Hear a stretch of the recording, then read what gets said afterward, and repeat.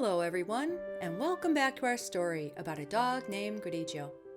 Let's listen now to hear Don Bosco and Grigio's final adventure together. Chapter 4. The Dog That Didn't Eat.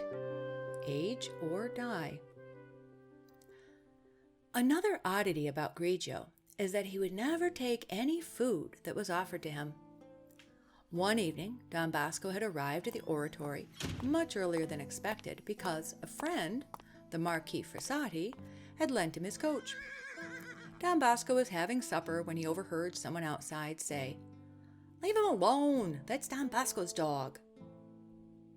A little later, some of the boys let the mastiff into the dining room. He immediately dashed to Don Bosco, bounding around his chair in delight. The saint offered him something to eat, but the dog paid no attention to it. "You are a very proud dog," Don Bosco chided. "If you won't eat this, what will you eat?" Placing his front paws on the table, Grigio looked mutely at Don Bosco for a moment. That done, he trotted to the back of the room and ran out the door. It seems he had expected to find Don Bosco on the road that day. Since our saint had come by coach, Grigio had only wanted to make sure that he was safely home.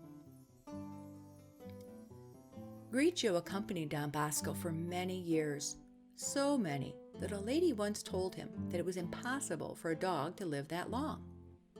Don Bosco only smiled and said, maybe he is the son or the grandson of the first one. But as Grigio had come, so Grigio left. One day, Don Bosco went to visit an old friend, Luis Smoglia.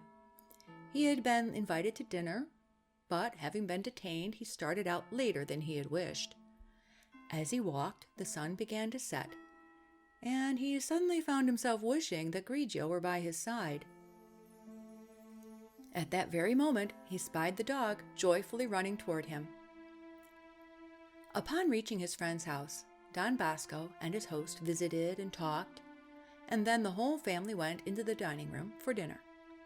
Grigio came in with them and lay down in one corner of the room. After a while, someone remembered the dog and said, "We should give Grigio something to eat." The person turned toward the corner where the dog had been lying, but it was vacant.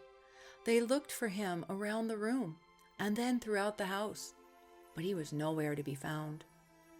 Everyone was amazed, for neither the door nor any window had been opened, and the other dogs outside had never barked.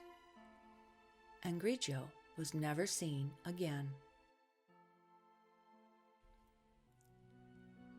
Thank you for listening to this wonderful story. Come back next week for a brand new adventure of faith.